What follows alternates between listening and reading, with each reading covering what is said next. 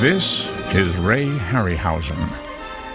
These are some figments of his bold imagination. With these hands, this master craftsman gave unforgettable shape to figures drawn from those depths where the creatures of myth, legend, and dream reside in all of us. They have beguiled children for half a century, haunted their memories as grown-ups, and influenced generations of movie special effects artists. Today, Ray Harryhausen is, like his creations, a legendary figure. Fantasy is essentially a dream world, an imaginative world, and I don't think you want it quite real. You want an interpretation, and stop motion, to me, gives that added value of a dream world that you can't catch if you try to make it too real. And that's the essence of fantasy, isn't it? Transforming reality into the imagination.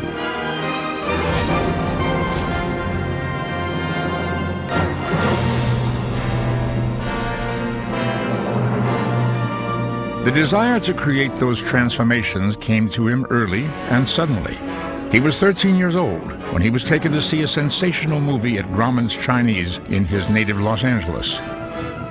King Kong, that masterpiece of stop-motion animation, instantly and permanently entered our collective consciousness and proposed his life's work to Ray Harryhausen. They had pictures of this big gorilla on top of the Empire State Building, so I got very curious, and one day my aunt gave us these tickets, and she went along with us, and my mother, and I walked into Grauman's Chinese Theater, and when I came out, I haven't been the same since. The theatricality, the showmanship, I just came out awestruck, and I realized what you could do with animation. I mean, it changed my life. He got busy immediately, learning the rudiments of stop-motion animation by doing. He had a natural talent for the work, as these very early examples demonstrate.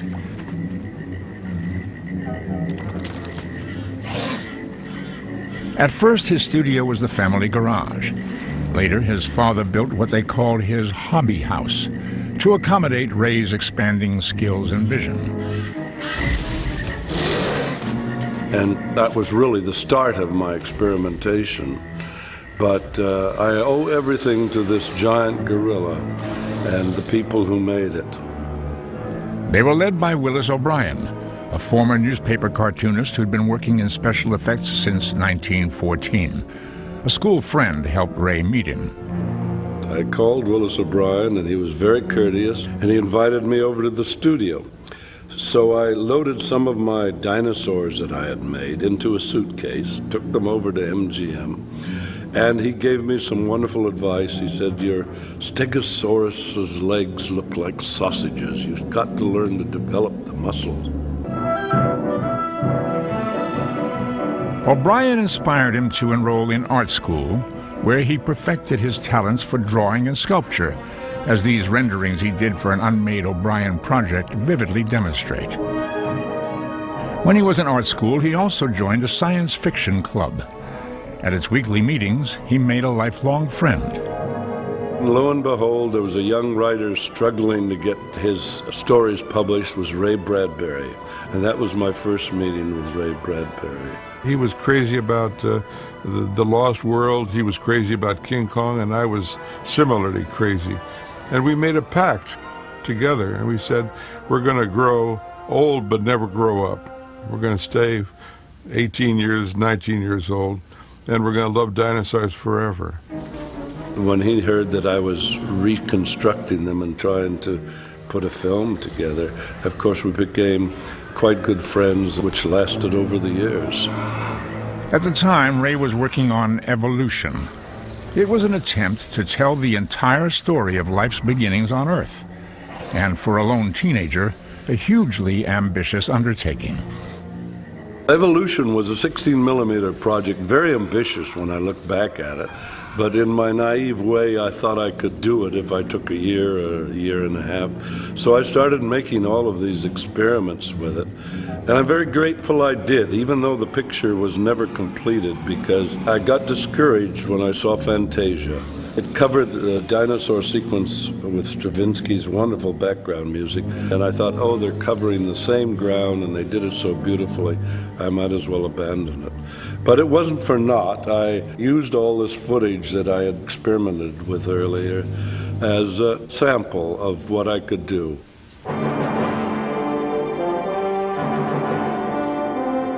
This woolly mammoth, created for evolution, is the earliest Ray Harryhausen model still in his possession. I made a few tests of it, but I never actually got to shoot it as a sequence and part of the film. But I did cut up my mother's fur coat, and that was quite disturbing to some people, but I finally found out she didn't want it anymore, so I didn't get a whipping. His father, Fred, and his mother, Martha, supported his work unstintingly and frequently collaborated with him. The dog's name, perhaps inevitably, was Kong. Through the years, they became interested in what I was doing, and they encouraged me enormously, and it was most helpful, particularly in the periods when one gets discouraged quite easily because you think you may be on the wrong track. His mammoth got a role in another uncompleted film about an alien from Jupiter. A school friend played the monster's victim. It brought him his first public recognition, a feature story in Popular Science magazine, which ran this picture. Over the years, it gradually grew from just a hobby, which I did in my spare time, and it developed into a profession. My first professional job, of course, was with George Pal's Puppetoons. I spent 2 years on the first 12 Puppetoons that he had made for Paramount. World War II interrupted his career, but not his professional development. He made this little film to demonstrate the instructional potential of stop-motion photography. He passed the war years in a Signal Corps unit, making such sequences for Army training films.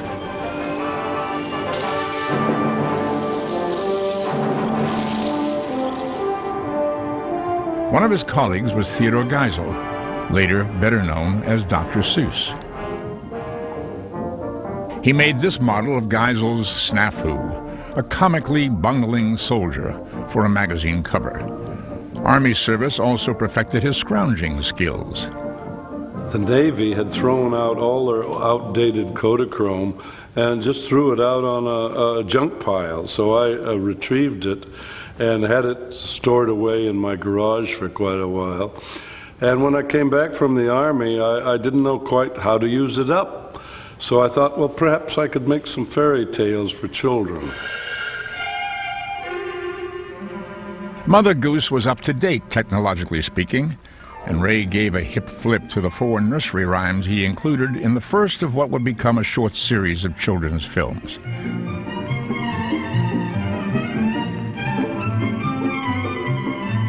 It took only 2.5 minutes to tell the tale of a spider and the world's most famous arachnophobe. The other films in the series would devote their full 10 minutes to a single story. The first of them was Little Red Riding Hood.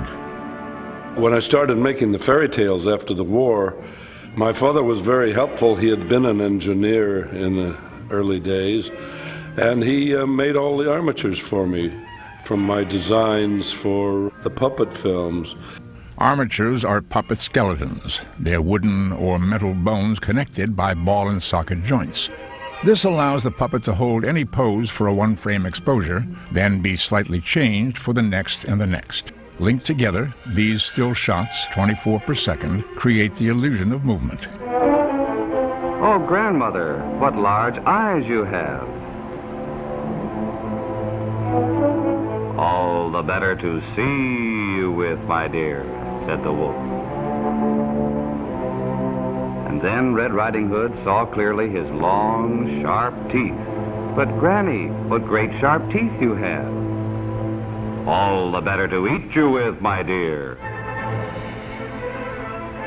And then, fortunately, my mother had talent of making little miniature costumes. So she dressed all the models of the puppets. So when you have a background like that, where you have a stage set for you in the house, and you have a carpenter who can build for you, and a mother who can sew for you, my God, you have a perfect situation. I wanted to make a simplified way of changing expressions on the figures, although I didn't want dialogue. If you have dialogue, you have to make a series of heads for each character using the vowels A, E, I, O, U. So I felt that if I made 10 extreme heads from a neutral expression in the head, and then make 10 extreme different expressions, like with the eyes closed, with the mouth open, with the mouth a broad grin, and these different extreme expressions I could dissolve in 8 frames from one head to the other. So if you register them carefully, the dissolve gives the impression that the face is flexible like a rubber face. Hansel and Gretel was next. Originally, Ray had planned to include 10 or 15 titles in the series, but each new film was more technically sophisticated than the last. Rapunzel's hair, for instance, may have been an invitation to her prince, but it was a real challenge to the young animator. He found he was spending up to 4 months on each of these little films. If he were to do a long series, it would consume years of his life. Everything greedy King Midas touched turned to gold. Everything Ray touched turned to more time-consuming hours on a project with limited rewards. He decided to make just one more of the little films. The Tortoise and the Hare would have rounded his series off at an even half dozen, and Ray thinks it would have been the best of them all. But he completed only a couple of minutes worth of footage, seen here for the first time, when Ray received a call from Willis O'Brien offering him the chance to work with his beloved mentor on a feature film. That was Mighty Joe Young. He made this conceptual drawing for it in 1946, 3 years before it was released. In reality, of course, Mighty Joe was Teeny Joe. He was a little model about 12 inches high. I helped Obi design him, and Marcel Delgado built the exterior. Ray estimates that he animated about 85% of Joe's sequences. More than anyone else, he was responsible for developing the character of a curious, gentle creature who didn't know his own strength. I felt the best way to do it was to give him one idiosyncrasy, that every time he got angry, he would pound the ground with his fist. So I found myself in these first scenes with a stopwatch and a canvas on the floor, and I would go through the action so I could feel inside what it felt like. And I even went so far as to become a vegetarian slightly and eat celery and carrots for my tea break rather than the conventional biscuit and coffee. Like Kong before him, Joe was brought out of the wild to work in show business. The one-time heavyweight contender, Primo Carnera, was the easily sunken anchor of the tug-of-war team. When you have a human, you have to try to keep in mind what a human would do in that situation. He had a fight with Primo Carnera on the stage, and he finally had to pick him up and hold him over his head. So that required very careful animation and keeping in mind what a real person would do if under those circumstances. You can't just have them kicking. You have to give them the impression that they were actually lifted by this gigantic creature, and do it in such a way that it's difficult to determine whether it's animated or live. This integration of stop-motion and live-action footage was an art Ray would spend the rest of his career bringing to ever higher levels of perfection. Ray and I both learned at a very early age not to listen to anyone else, to focus on your passion, to burn it with your glance, to become the dinosaur. The beast from 20,000 Fathoms was also a beast from prehistory and from an old friend's imagination. And Ray said, would you mind coming over and meeting my producer? The producer gave me a copy of the script they were working on and said, we need your help. Maybe you could help rewrite this for us. Would you mind reading it? So I went in the next room, read it, came out. They said, well, what do you think? Can you help us? I said, yes. But incidentally, this story of yours is very much like a short story of mine that was in the Saturday Evening Post 2 years ago, The Beast from 20,000 Fathoms. Well, the producer's jaw dropped, and I realized they had taken my story, forgotten where they had taken it from, and called me in to rewrite it. So I didn't have to say anything.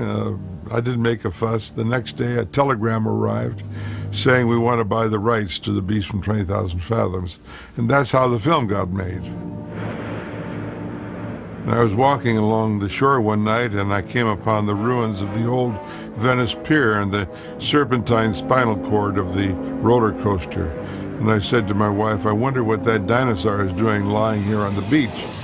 And the foghorn blew in the night, that following night, and I sat up in bed and I said, of course, the dinosaur on the beach heard the foghorn blowing, thought it was another dinosaur, swam for an encounter, discovered it was a foghorn and a lighthouse, and destroyed it and died. In the film, he had to live on for a few more reels. It was a short story, so there wasn't enough material for a complete feature. In the expanded screen story, the Rhedosaurus eventually makes his way to New York. Like most provincials, he didn't know how to behave properly in the big city. This is the film's most famous image. It closely duplicated one Ray first created for one of his boyhood experiments. The picture was also a surprise box office success and led to a meeting that would shape his future. There was a young producer who wanted to make a picture about an octopus tearing down the Golden Gate Bridge. So I thought, well, that's rather an interesting challenge. So I went over to the studio to meet him, and his name was Charles Schneer. What interested me was putting something on the screen that nobody else had on the screen, which was difficult to find. And I was interested in visuals and locations that had not been photographed, and I was also interested in leaving California to find those locations, because every rock, every tree within 50 miles of Los Angeles had been photographed. The Golden Gate Bridge was only 400 miles away, and it had been photographed aplenty, but not in quite the way they planned to do it in It Came from Beneath the Sea. We submitted the script to the San Francisco City Fathers, and they came back with the answer that they wouldn't cooperate because they were afraid that any destruction to the new bridge they had just built would suggest that it's not very substantial. So we had to, through devious means, I might say, we put a camera in the back of a bakery truck and drove back and forth over the bridge to get the background plates. We were trying to do a very spectacular type of story with very little money. The budget was so low that I found that if I had an octopus, 2 less tentacles to animate would save some money on the special effects and time. Time is money, of course. So I cut off 2 tentacles, and actually we had a sextopus. We kept them disguised underneath the water because nobody would count them, we didn't think. Ray's little secret was eventually betrayed in a magazine read by fantasy film fans, but it didn't spoil anyone's fun. I don't think there were any repercussions. I don't recall the city fathers banning the picture. And I'm sure that no one really worried about an octopus pulling down the Golden Gate Bridge.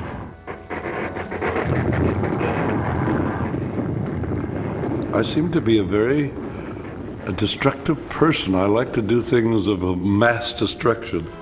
For example, this attack on the nation's capital by alien invaders. The year was 1956. Charles Schneer liked to take clippings out of the newspaper in the morning, and there was a big ado about flying saucers. So our next project became Earth versus the Flying Saucers. I went to Washington with a still camera and photographed all the locations I wanted, and then we sent a special cameraman to photograph the backgrounds based on my storyboard of photographs. And that was a challenge to work on because I'd never used animation before for mechanical things like a spaceship. So I felt we could do things that you couldn't do ordinarily, and took it on as a challenge. The thing about Ray's work that is so amazing is how bold he is. Look at Earth versus the Flying Saucers. You've got these flying saucers.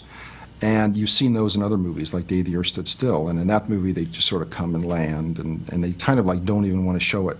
But Ray's movies, they're right there. He came up with great angles, great ideas, great dynamics that they could fly, and he was not afraid to show you the star of the movie. You had to have a certain amount of destruction or you couldn't get the picture off the ground. So I ended up with the saucers crashing into the Capitol Dome and knocking over the Washington Monument. I'm glad to see they still stand today. Ideally, these scenes should have been shot by high-speed cameras, which create, paradoxically, ultra-slow-motion images. These, in turn, give the illusion that light, tiny objects have the weight of large ones when they fall. But this was low-budget filmmaking. They couldn't afford the cameras. So I had to resort to animating all this destruction frame by frame. And I ended up, when the Washington Monument was hit by a flying saucer, each piece of brick that fell out of the monument had to be on a separate wire. As the saucer plowed through the Washington Monument, cutting it in two,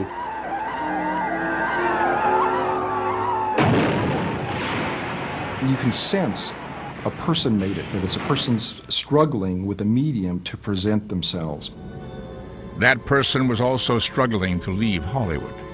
Elementals was planned to be in Paris, where these creatures nestled in the Eiffel Tower. Because I wanted a trip to Europe, I got itchy feet, and the only way I could see to get to Europe was to make some location there, and then I would be sent for nothing, so and be paid for it. But it was never produced. They were humanoid bats, and Ray plays their victim in this test footage, all that survives of the project. If he was literally carried away by his idea, no one else was. But he would get his trip anyway, and soon enough make his permanent base in London. His deliverance was the Emir. Brought back from Venus by a space probe, he was originally supposed to land in Chicago. But 50s film economics supported Ray's wanderlust. 20 million miles to Earth was shot in Rome. I wanted a humanoid creature because, having had experience with Mighty Joe Young, I felt you could do much more with a humanoid type of creature, although we didn't want to make it a man. He was taken out of his element and brought to Earth in a strange environment. When the creature hatches at the beginning and comes up and kind of rubs its eyes, and you just really feel an empathy for that guy. And that's true through all his films, that empathy for character. It's an actor. You're looking at an animated actor on the screen.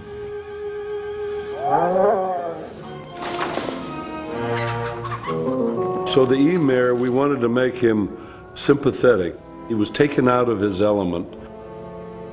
Two things changed the Emir from a harmless little guy into a menace: the hostility of Earthlings as they confronted an alien figure, and a curious addiction to sulfur. It accelerated his growth and perhaps exacerbated his temper. He wasn't really aggressive until the dog and the farmer became aggressive to him. And he finally got quite vicious because he was tortured and tormented by man. The poor boy was just a helpless soul out of his environment. And he finally ended up in Rome atop the Colosseum. Of course, that was influenced by Kong on top of the Empire State Building.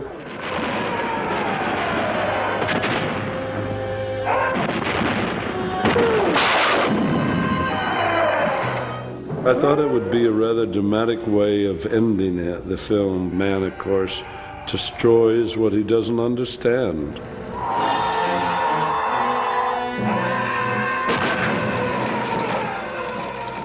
I've been responsible for destroying New York, San Francisco, and Washington, and we kind of got tired out of doing these destructive pictures constantly, which were popular in the 50s.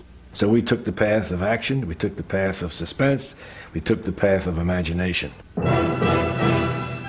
That path was illuminated by drawings Ray had made some years earlier to illustrate his ideas for a movie about the adventures of Sinbad, the legendary Arabian sailor. The origin of the seventh voyage came a few years after Mighty Joe. I wanted to find a new outlet, and I developed these 8 big sketches based on the adventures of Sinbad. I felt he was a personification of adventure. When I saw those drawings, I was absolutely overwhelmed by them. And I didn't need any more than those drawings to sell it to the distributor. And that was our first color picture.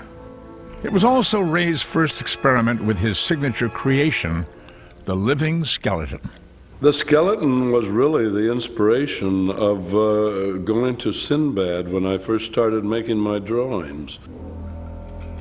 And in Sakura's castle, I think it came off as a possibility because he could animate inanimate objects through his black magic. The seventh voyage of Sinbad starred Kerwin Matthews and Catherine Grant. But it was Ray's stop-motion artistry that made it one of the surprise hits of 1958. And, in its influence on the next generation of special effects people, one of the more significant movies of its time.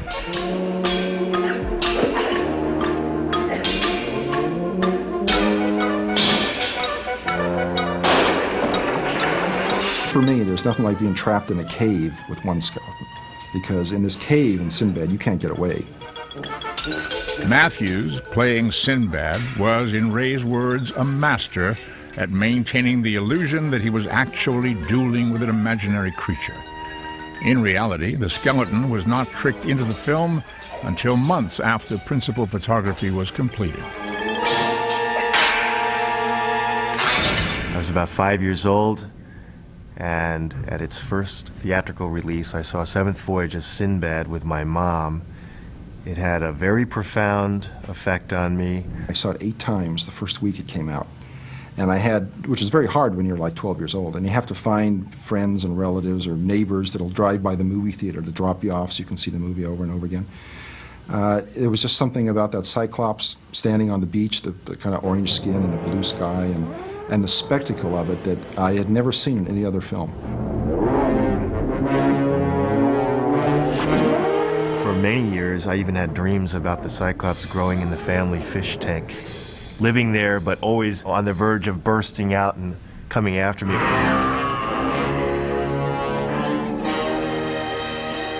In classical mythology, you find the Cyclops quite often, but never the size we made him. We tried to give him a proportion so that people would find him rather awesome. And I think he worked out quite well, particularly when he had an encounter with the dragon. Just as Ray had looked to Willis O'Brien as a mentor, young craftsmen would soon be looking to him in the same way. Dennis Muren, who has gone on to win 8 Oscars, among them. It was a wonderful experience. I'll never forget those times going out to visit him. And one time I was looking around in his garage, and up in the rafters of the garage something was sticking out that was like a wooden skull of something going behind some boxes. I couldn't see what it was, and it was all in pieces, and it was the dragon from the Seventh Voyage of Sinbad. And I just thought, oh, what a sad end for such a wonderful creature. There was almost a note of irony. I mean, I thought the Cyclops, I liked him. I didn't like getting beaten by the dragon, which was more ruthless. I absolutely believed in the reality of the worlds he created, the marriage of the live and stop motion. Ray's dreams ranged far and wide. As a youth, he had wanted to retell the David and Goliath story. He went so far as to make this test footage for a Baron Munchausen film. he loved vast contrasts in scale. They could be charming, as well as terrifying. As he proved in The Three Worlds of Gulliver. Since he and Schneer couldn't afford major movie stars, these figures, stars in the world's collective consciousness, stood in for them, very successfully. We needed material that the public had recognized, characters that had been around for a very long time. And I remember reading that the book most looked at in American public libraries at that time was Jules Verne's The Mysterious Island. And we made that picture. Like most of Ray's films, it was the story of an heroic voyage. In this case, in an exotic and fragile vehicle. We kept the original escape during the Civil War with this balloon because we felt that would make a very exciting opening for the picture. And Bernard Herrmann's music has always struck me for that sequence as most dynamic.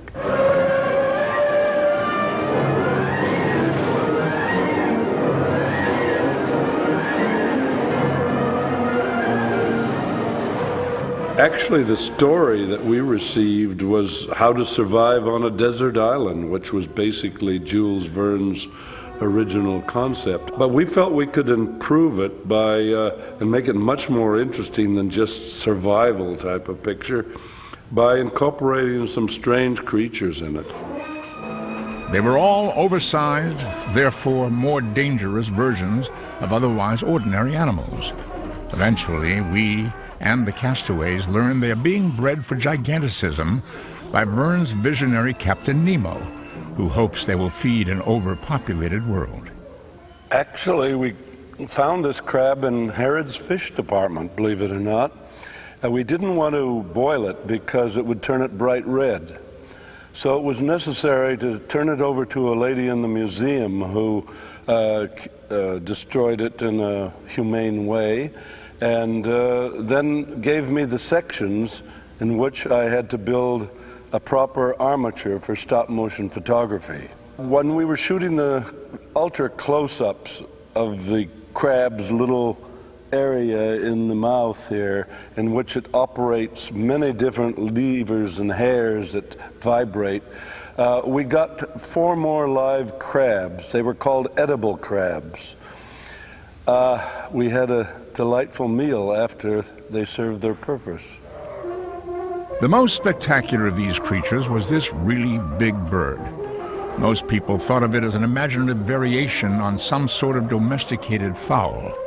Bernard Herrmann, who did the music, realized that, and when we were looking at the picture, I remember him saying, "Ray, I'm going to use turkey in the straw for this sequence." And I thought, oh my God, no, but he was pulling my leg, of course. Phororhacus in the sand would be more like it. Ray had modeled this creature on the prehistoric bird.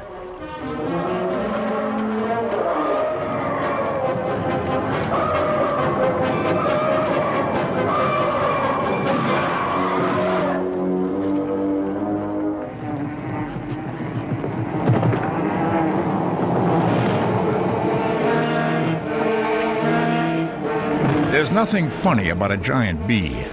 It's all too easy to imagine what his sting would feel like.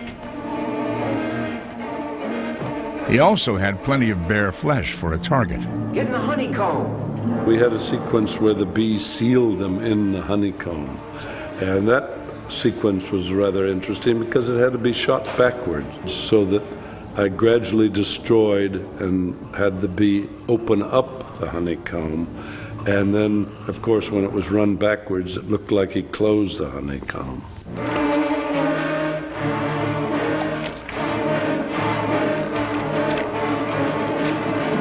Sealing us in.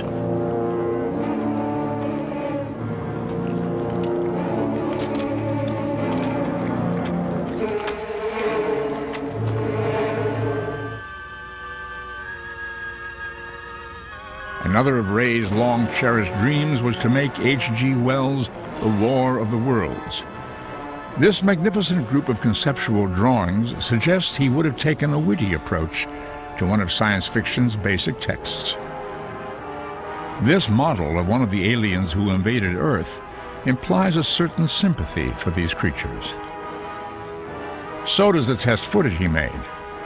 It is of the story's ironic climax, showing the fearsome man from Mars succumbing to an ordinary earthly illness from which he has no immunity.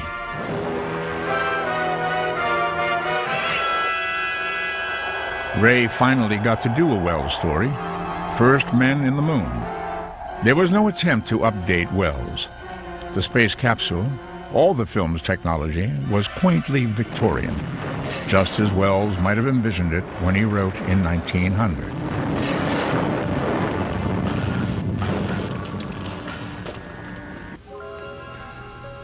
The moon's inhabitants were designed to follow Wells' descriptions very closely. H.G. Wells did suggest that perhaps the Ant-Men grew intelligence far in advance to the human race on Earth. So we wanted that element, and I designed the moon creatures as ants, intelligent ants. He also described the creatures that the ants lived off of. They raised these creatures like we would raise cattle for food. If that's a cow, I wouldn't like to meet a bull. Come on, Kevin!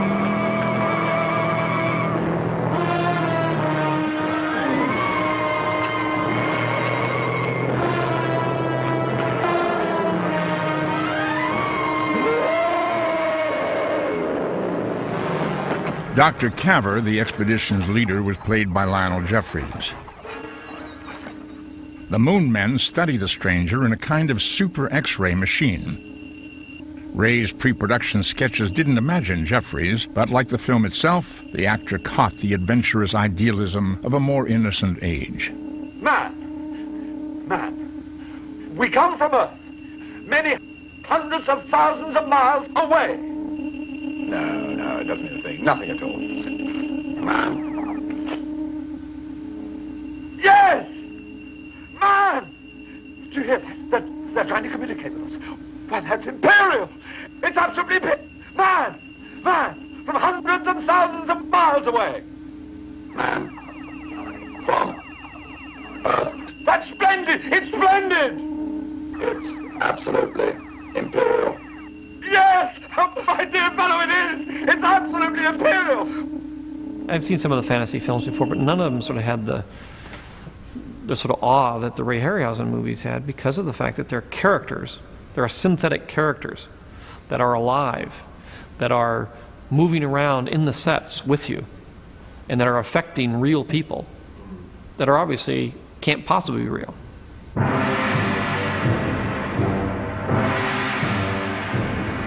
I think we both favor Jason and the Argonauts as our favorite picture. I think it was the best picture we did. I think it had highly imaginative sequences. When you talk about a seven-headed hydra, when you talk about skeletons rising out of the ground, these are memories that you don't really forget. They're totally memorable, and they don't remind you of any visual thing that you've seen.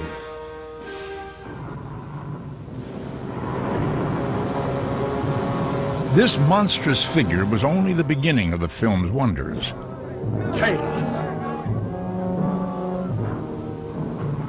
In the original story of Jason and the Golden Fleece, there was a character in it called Talos, although he was not as large as we depicted him in the picture. He was only 8 feet high.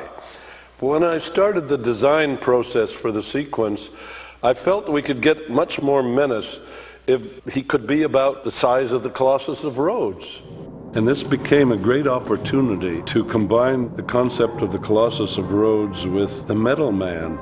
And I had to make his movements very stiff and ungainly because he was supposed to be made of metal. So we put the sound effects of creaking joints and creaking metallic sounds scraping together to give that eerie effect.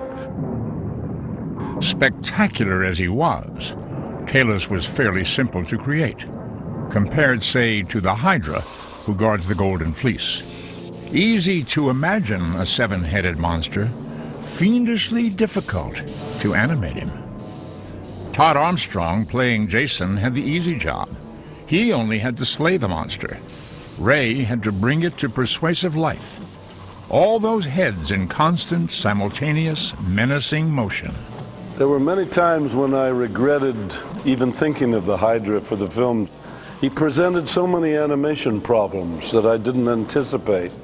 Number one, if the telephone rang and I was in the midst of animation, I would forget sometimes whether this head was going forward or backwards, and this head going up or down, and the various other problems with the other heads. It became quite confusing. Ray always worked alone, without assistance. Since there's more to seamless animation than perfect movement, he would often stay overnight in his studio to make sure the temperature of his lights remained constant. If it varied, the colors in his work wouldn't match that of the live-action footage.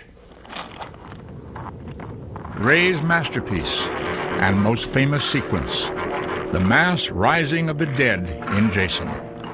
In its complexity, it had no precedence in his work or anyone else's.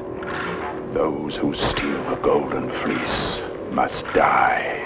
Skeletons are really my best friends, so 7 of them was quite a challenge, and I hesitated developing that idea because what I put on paper has to be put on the screen. That's one of the sales gimmicks, so I try not to draw anything I can't possibly do.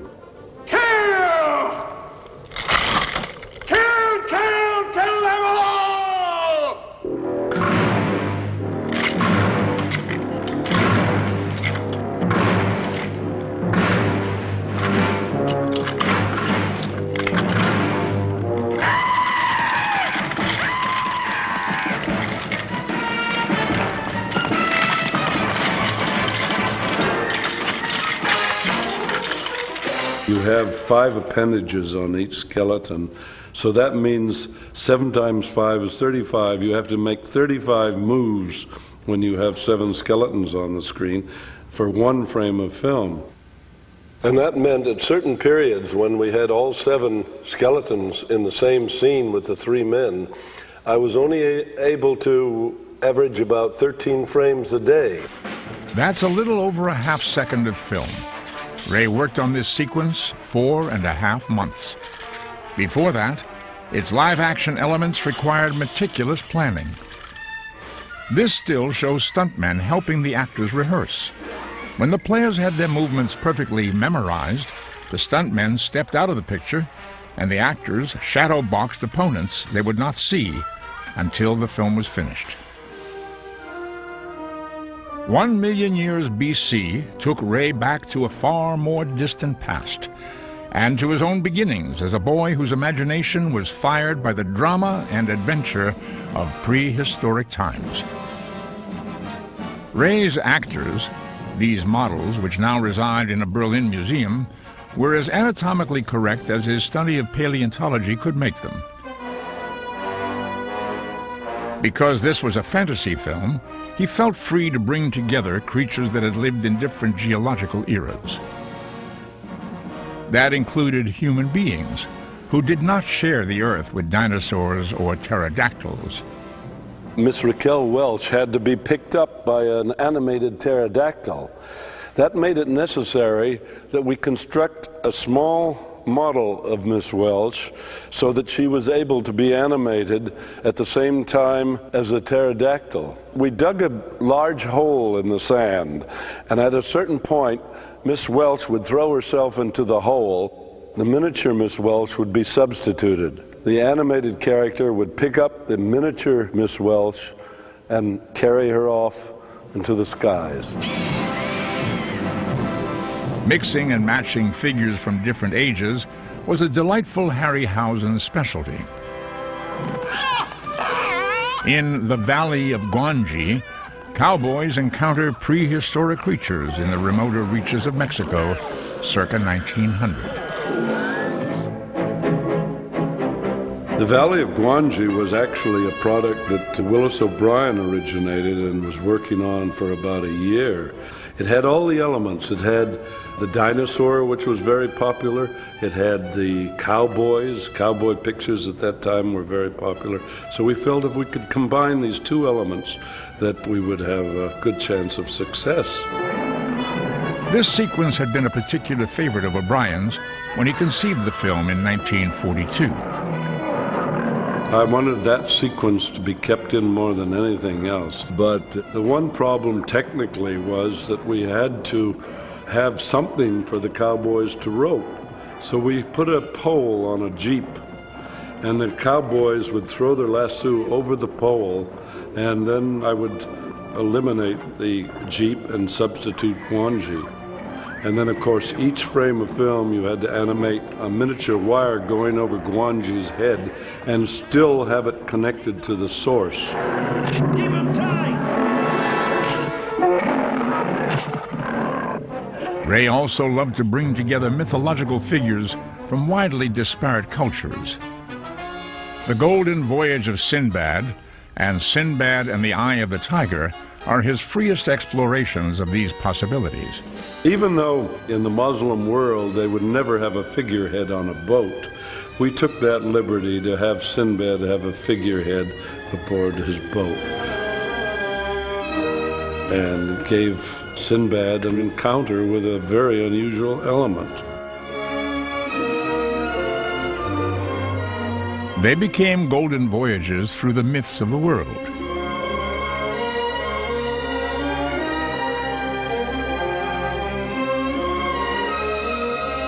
The griffin and the centaur both come from legend and mythology. The griffin is of possibly Norse origin. The centaur comes from Greece and may go as far back as ancient Indian mythology. They had originally planned to shoot Voyage in India, hence Kali. She stayed in the picture, even though it was eventually made in Spain. In order to rehearse all the 6 arms with the actors who were playing the part, we had to strap 3 stuntmen together with a big belt. It was rather a grotesque sight on the set, I must say. She was many hands full of trouble for John Philip Law playing Sinbad. Trog, short for troglodyte, was a sort of missing link and the most touching figure in Sinbad and the Eye of the Tiger. No harm. We mean no harm. Gentled by love, Trog would eventually defend his new human friends from a remarkable nemesis. Saber-tooth, I'd never seen it in a film before, so I thought we could make use of it. A cat is always more difficult to do than other types of animals. They have such slow-moving feline postures that it makes it very difficult to animate it in that way.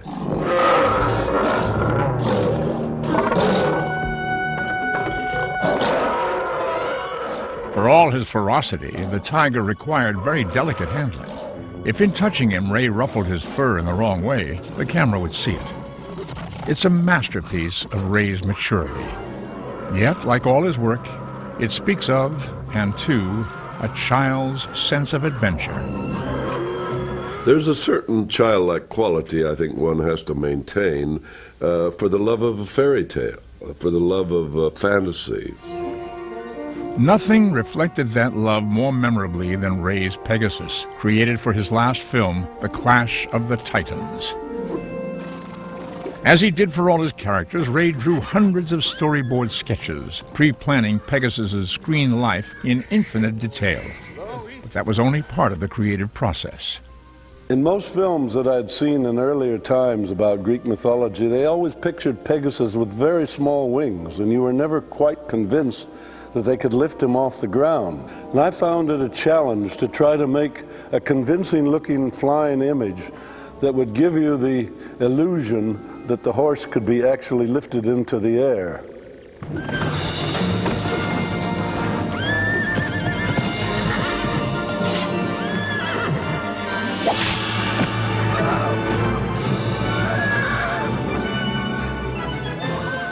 When Perseus tried to break him in, of course, he was supposed to be a wild horse.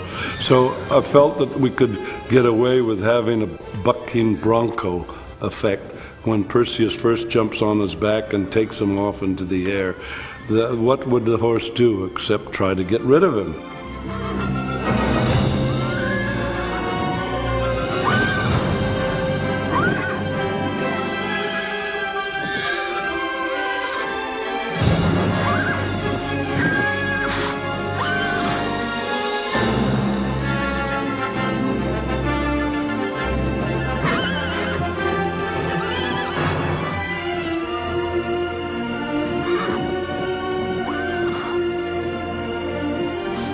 Titans is, of course, based on a story drawn from Greek mythology. Trying to win the hand of his beloved Andromeda, Perseus is presented with many obstacles far more formidable than taming this wild, ultimately devoted steed. None was more frightening than his encounter with Medusa. Ray virtually reinvented this evil goddess, departing completely from the way artists through the centuries had portrayed her. The scene with the Medusa in the labyrinth is absolutely incredible. I think it's the finest piece of work he ever did, and it's a masterwork of lighting, of animation, and of drama. Adding to the challenge, Ray lit the scene by flickering fires, an enormously difficult illusion to sustain in stop motion.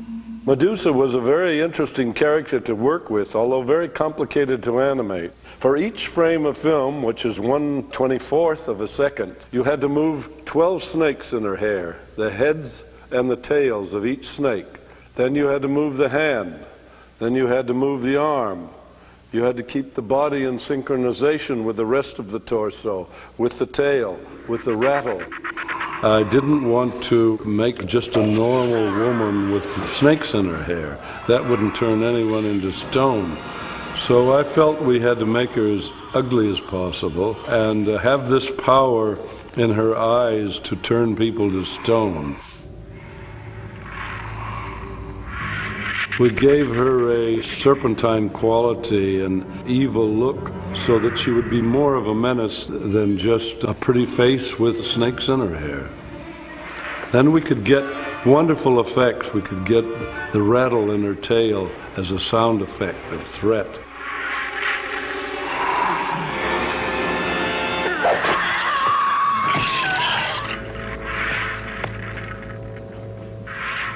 The Greeks always thought their gods were the same as the human beings. They had the same foibles, the same misgivings that the human would have. But they were just larger people living on Mount Olympus. The gods, presided over by Laurence Olivier's Zeus, manipulated, toyed with the fates of humankind, sometimes mischievously, sometimes malignly, as in the case of the rebellious Calibos. He will become abhorrent to human sight. He'll be shunned and forced to live as an outcast in the swamps and marshes. He'll be transformed to a mortal mockery, a shameful mark of his vile cruelty. In a way, what the gods did is not so different from what Ray has done all his life, controlling the lives and destinies of his subjects. I don't think there's any special, strange quality that made me want to have a god complex. But when you look at it, you say, here you're putting on the screen images that appear to be alive, and you're controlling exactly what they do. And that's why this concept in Greek mythology appealed to me so much, that the gods were manipulating humanity. What we all want is power. We, as boys and as young men and as men, want to control the world as best we can. One of the ways to do it is by writing short stories where you run the characters through their roles and you destroy them or build them. And the other way is doing what Ray has done. It might be that you've got control of this. You know, you can build it, you can tell the story, you can photograph it, you can then display it the way you meant it to be seen. That's a really interesting idea. I think in the end the reverse is true, that we tend to serve the puppets and not the other way around. Godlike or not, Ray Harryhausen is revered, as the Motion Picture Academy proved in 1992. One of the greatest moments in my life was when Ray Harryhausen got his Oscar from the Academy of Motion Picture Arts and Sciences. When it was time to present the award, I called the Academy. I said, I've got to be the one to hand him his Oscar. It's another fine mess you've got us in, Ray. It's rare in the history of motion pictures or any other art form. The two young men meet and promise themselves a lifelong friendship, plus an enduring love for dinosaurs. How to bring them to life, how to put them on the screen. And in 1938, just out of high school, Ray Harryhausen came into my life. Good Lord, what a friend to have. Someone just as crazy as I was, about primeval monsters and how to get them into theaters and keep them there forever. So Ray Harryhausen, lifelong dear friend, with all my love and all my heart, come get your reward. So the night of the awards, I was out on stage. I brought him his Oscar, we embraced, and I cried like crazy because I felt it was my Oscar too. It was an award for all the years of love and patience and paying attention to one another. Oh my God. I don't know what to say. Thank you. Thank you so very much. It's most appreciated.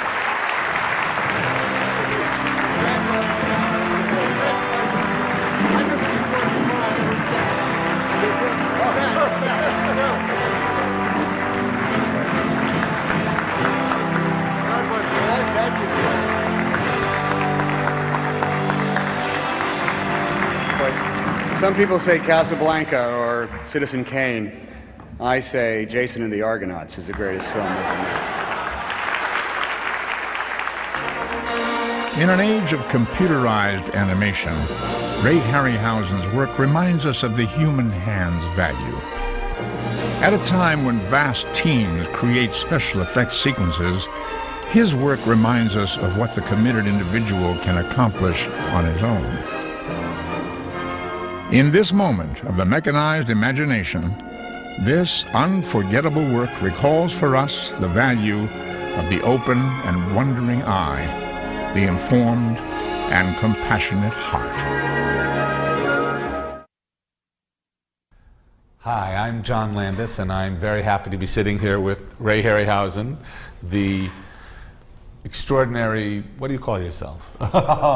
Well, that's very difficult to say. Creator of special effects is what seems to be on the screen all the time. Ray has an amazingly unique position in movie history because as essentially creator of special effects or technician, he actually has created a body of work where he's truly the auteur of the work. He's even more, I hate to say this, even more than the director, or the authors of the screenplays. Ray, through his extraordinary creatures and animation and artistry, has generated a whole library of films that were unbelievably influential to an amazing number of people who were making pictures today. In fact, Jurassic Park, the entire staff, I mean Dennis Muir on up down, all attribute their inspiration, as do the Chiodo brothers and many other technicians now working, to Ray Harryhausen. Also film directors and writers and makeup artists. We all grew up with your movies. And Jason and the Argonauts is the one we're talking about today.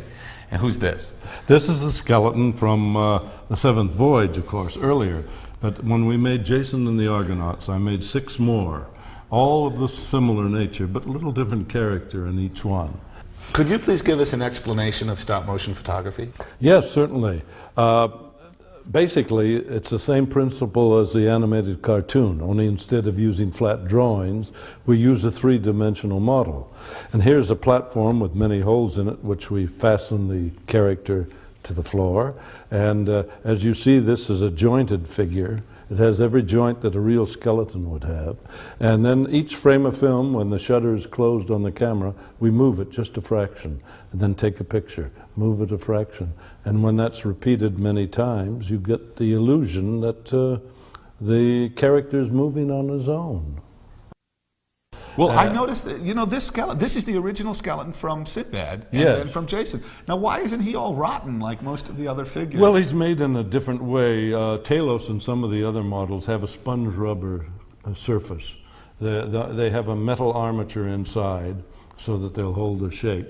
And then they have sponge, which is cast rubber that's beat up and put in an oven. And that only lasts so long. But what I did with this is very difficult to conceal a skeleton within a skeleton. Within a skeleton, yeah. So my dad made these very delicate ball and socket joints. Your father made the armatures? My father made the armatures, yes, in America, and then shipped them over to me from my drawings. And so it was very difficult to hide the ball and socket joints in the skeleton itself. So I took when I got the skeletons, I took cotton dipped in latex and built the bones up and that's modeled what them. that's what this and that's is. what this is. That's why it lasts longer. It has a cotton base on it. And then you coat it with a little latex and it makes it smooth. Now the Hydra, I noticed that it has 7 heads going. He does. That was a problem, believe me. Yeah. To keep 7 heads going, it would take longer than a day to do one scene. And if you went to answer the telephone and you came back, was the 3rd head going forward or backward? So I had to make notes. Well, now you didn't have like videotape, like a video. Oh no, or anything. That was before video. Because I bet, do animators use videotape now to check? Yes, an animator's nodding. They do now. I never cared where I was. I like to know where I'm going. It's always very impressive in one of your films, the incredible amount of personality and character you inject into these puppets, especially if you look at Talos, who has no expression. He's a man of bronze. When he's bleeding, the way he grabs at his throat. I mean, how do you get that kind of emotion from these things? Well, in the early days, I thought I wanted to be an actor.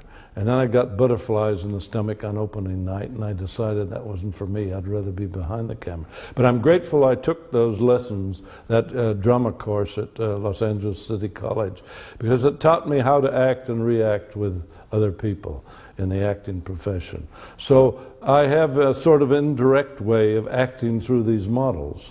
And that's always been quite stimulating to see what comes out on the other end when you get your rushers back.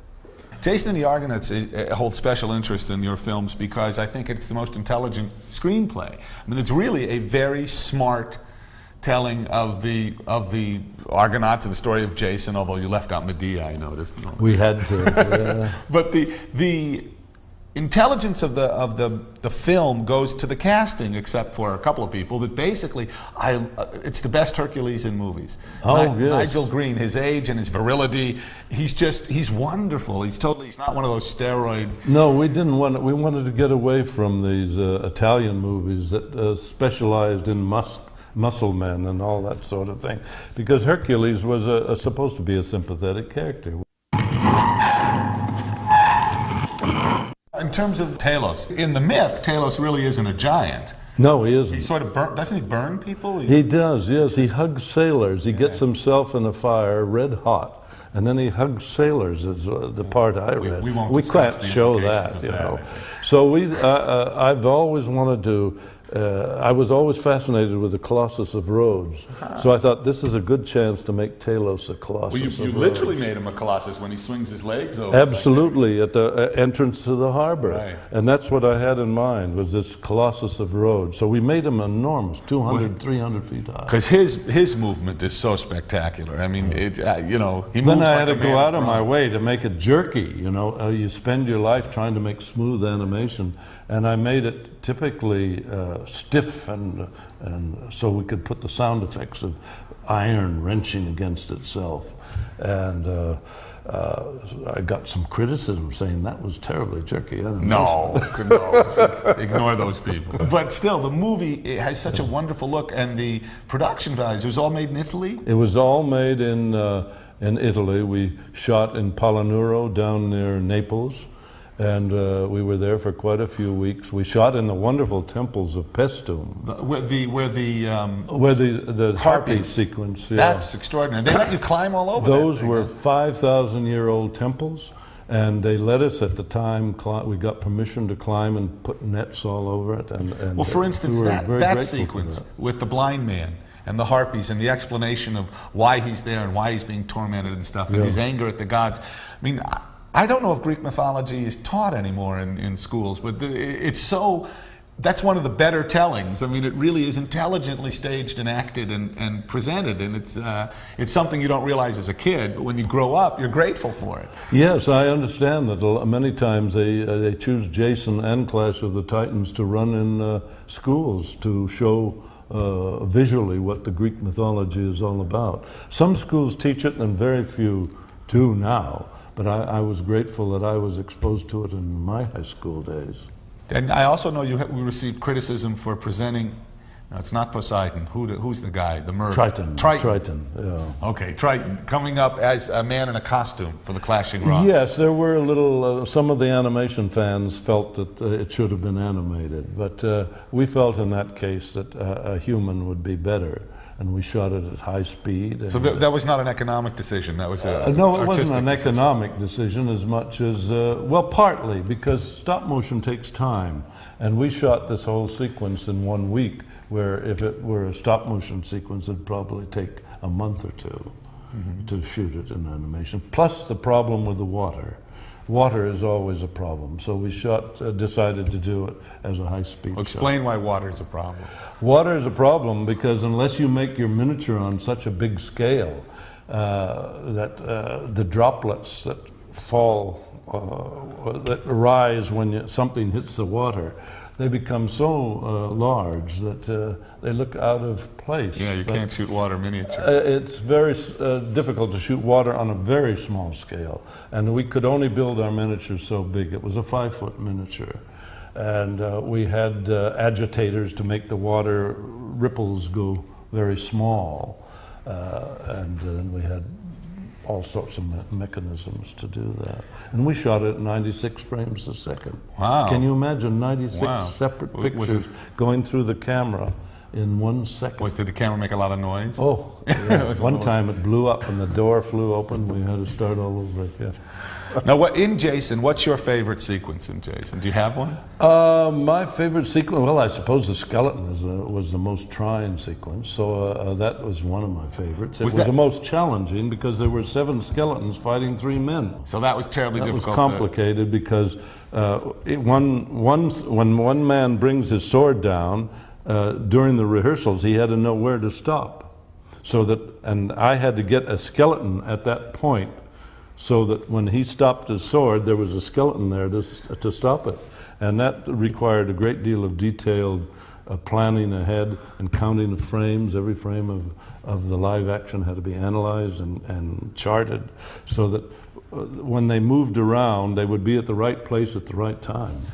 Something I want to repeat again, because it's something that's unique to Mr. Harryhausen here, to Ray, which is, I cannot think, except for Willis O'Brien, of essentially a technician, a film craftsperson who becomes the true author of the work. And in Ray's case, you formed a partnership with Charles Schneer. Yes, and many years. And the two of you went on to make how many pictures? I made a total of 16, but most of them were for Columbia Pictures and for Charles Schneer. He's very enthusiastic about fantasy, and we both respect the parts each of us have to take in developing this type of story, and it seemed to work out very well. Ray, it's really been a pleasure talking to you about Jason and the Argonauts, one of my favorite films, which I do want to repeat. I saw at the Pickwood Theater on Pico Boulevard near Westwood Boulevard here in LA, and I drove my bike. I remember very well. I drove my bike to see it. It was about 3 miles. On a bicycle? On a bicycle. And it just created what's called suspension of disbelief. We were on that beach running from Talos, and it's very exciting and I don't know, wonderful that people can re-experience a film as worthwhile for new generations. Well, that's wonderful. Thank you. Thank you.